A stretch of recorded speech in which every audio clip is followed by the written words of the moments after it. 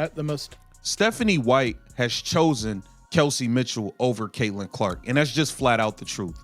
Stephanie White wants to run this offense through Kelsey Mitchell, and she says it herself right here. She wants Kelsey Mitchell to keep firing. The Indiana Fever are actively sabotaging Caitlin Clark. This isn't a conspiracy theory. It's a calculated strategy orchestrated by her own head coach, Stephanie White. While Clark shatters viewership records and becomes the face of the league, she's being treated like a role player on her own team. The offense is funneled to veteran Kelsey Mitchell, and every play call feels like a deliberate attempt to dim the spotlight on the brightest star in basketball. This isn't just bad coaching. This is a story of jealousy, betrayal, and a franchise intentionally fumbling its own dynasty before it even begins. Well, this is not great. You remember in the offseason, Kelsey Mitchell was a free agent. And for a long period of time, I got the sense that she actually came kind of close to not coming back to the Indiana Fever. And I'm going to tell you why. When I watch her play, there's plenty of times I'm like, she thinks she is the superstar on this team. One of the first people to tell you guys, man, I knew something like this was going to happen. I spoke about this last week, man, when I told y'all Caitlin Clark relationship with these players when that video came out and they really didn't acknowledge her. Now, I'm not saying this is Kelsey Mitchell's fault, but y'all know the old saying John the Liquidator says is looking real spooky. Let's be brutally honest here. Caitlin Clark isn't just another player. She's a walking, talking economy. She draws more viewers than primetime television reruns and moves more merchandise than the rest of the WNBA combined. Before her arrival, the league's viewership had grown by a respectable 40% between 2022 and 2023, but with Clark's debut, it exploded by an unbelievable 400%. To put that in perspective, at its previous growth rate, it would have taken the WNBA until 2028 to achieve what Clark did in a single season.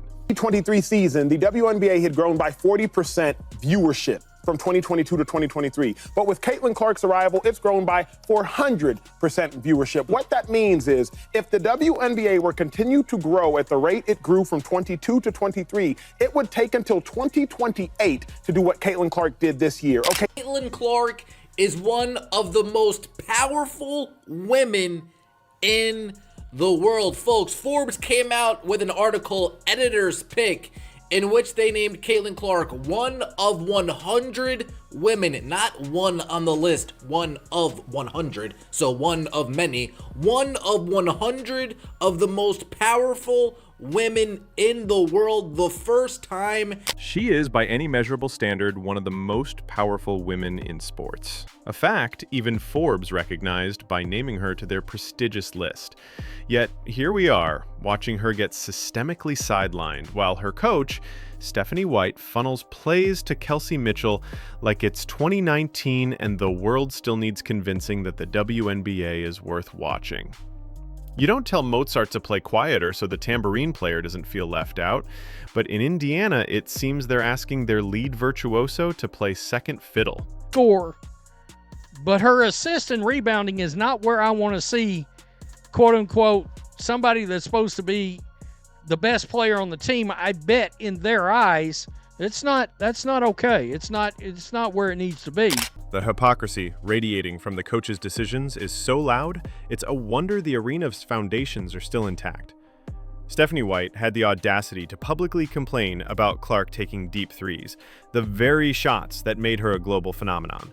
That's her game. That's the entire reason people who'd never watched a WNBA game in their lives now know what an Indiana Fever jersey looks like. But when Kelsey Mitchell does the exact same thing, it's suddenly a work of art. Kelsey Mitchell was a free agent. And for a long period of time, I got the sense that she actually came kind of close to not coming back to the Indiana Fever. And I'm going to tell you why. When I watch her play, there's plenty of times I'm like, she thinks she is the superstar on this team. All right? It's called strategy. It's veteran instinct. If Mitchell pulls up from the logo, she's channeling her inner champion. If Clark does it, she's being selfish and undisciplined. The double standard was put on full display in a post-game press conference. When asked about Mitchell's performance, White was heard encouraging her, telling her to let it fly, it's gonna go. Yet Clark herself revealed on a podcast that White's advice to her is the complete opposite. She said that White tells her she's missing, she should just drive instead and stop shooting. One player gets unconditional belief, the other gets a leash. Two things are clear. If Caitlin Clark plays in the All-Star game, it will set records. But now, because of her popularity, even if she doesn't, it will break records and be the second highest ever.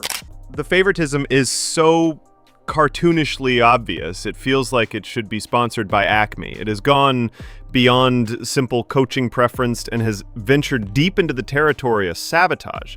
This isn't just a mismatch between a player and a coach. It's an entire organizational identity crisis wrapped in a defensive scheme that seems allergic to winning. Caitlin Clark came out on the Sue Bird podcast and said that Stephanie White don't want her shooting. She said that Stephanie White said that, Caitlin, if you're missing, just drive, don't keep shooting. And just when you thought it couldn't get any more bizarre, the team made a new addition to the roster, another guard who just so happens to play the same position as Clark. A coincidence? Sure, if you also believe that the Earth is flat and WNBA officiating is perfectly balanced. This move is widely seen as just another thinly veiled attempt to shrink Caitlin's minutes and bury her under a depth chart filled with the coach's pets. It's getting so petty that we're probably one practice away from Stephanie White banning ponytails just to make Clark feel uncomfortable. This is Kelsey Mitchell's team, y'all. I'm telling you right now. Efficient night, but still an impactful night. And that, especially in that fourth quarter, is there any kind of message you need to say to her? Anything that we still need you to keep shooting and keep going or anything like that? Here she go. Yeah, I think the biggest thing is just telling her, like, let it fly. It's going to go. Let it fly. It's going to go. You've never heard her say that with Caitlin. You've never heard her say that with Caitlin. Keep shooting it. Let it fly. She's never said that. If anything, she looked pissed off on the sidelines when Caitlin shoots. If you ignore the noise and just look at the raw data, the situation becomes even more infuriating.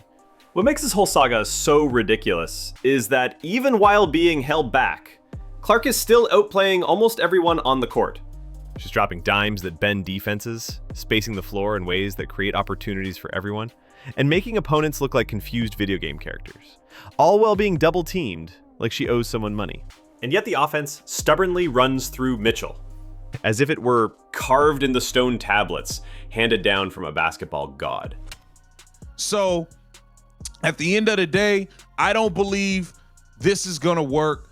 But this is what Stephanie White wants. This is what Stephanie White wants. So, at the end of the day, we'll see how it plays out. We're gonna see, but I don't believe that, Caitlin Clark is in a position to flourish with this head coach. She clearly doesn't mind Kelsey Mitchell shooting 24 times in a game, but she don't want Caitlin shooting at all. Nobody is saying Kelsey Mitchell isn't a talented player. The woman is a certified bucket getter. But you can't build a sustainable dynasty on volume shooting and vibes alone. This is professional basketball, not a weekend brunch. Mitchell's game is offense first, defense sometimes, and leadership when it's convenient. She'll get you points, but you won't carry a franchise into the next era.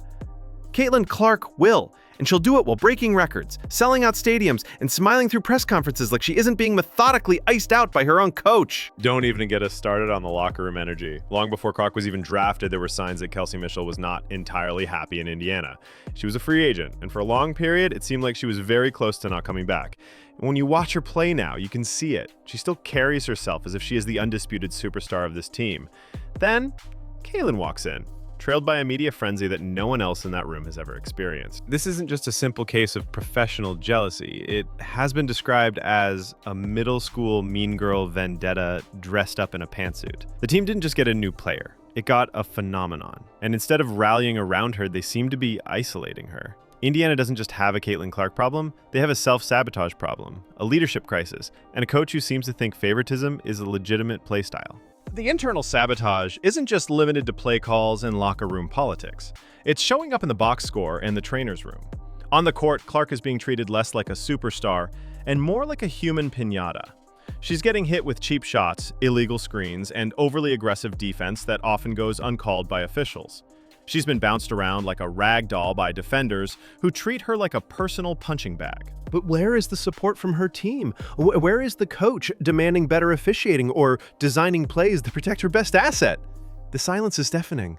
A team that protects its star player rallies around them. They send a message that such physical abuse won't be tolerated. Fever, however, seem content to let their generational talent absorb the punishment. This isn't just poor team chemistry, it's a dereliction of duty, making the franchise complicit in the physical toll being exacted on its own star player. This entire debacle isn't happening in a vacuum. The rest of the WNBA is watching, and the implications are massive. The league is riding an unprecedented wave of popularity, and that wave is named Caitlin Clark. She is the rising tide lifting all boats, selling out arenas not just in Indiana, but in every city she visits. Yet, the league's most valuable asset is being actively undermined by her own team. It sends a terrible message when your biggest star is being systematically diminished. Some argue this reflects a broader resistance from the old guard of the WNBA, a league seemingly uncomfortable with the supernova of attention Clark has brought with her. This isn't just development or growing pains. This is what one analyst called career assassination with a Nike swoosh. By allowing this to happen, the Fever aren't just hurting their own franchise. They are actively damaging the brand and financial health of the entire league that stands to profit from her success. Let's not forget, Caitlin didn't even have to be here. She could have taken a massive payday to play overseas or waited for an expansion team that would have built their entire universe around her from day one. But no, she showed up to Indiana, smiled through the nonsense, and kept making plays. The sad part is, Clark has remained a consummate professional through it all. But there's a limit to how much disrespect you can mask with a polite smile. The league sees what's happening. The fans see it. The ratings sure as hell see it. The only person who seems to be blind is Stephanie White. If Clark leaves this team, it won't be because she couldn't handle the pressure of the league. It will be because her own franchise mistook its greatest asset for a threat instead of a foundation.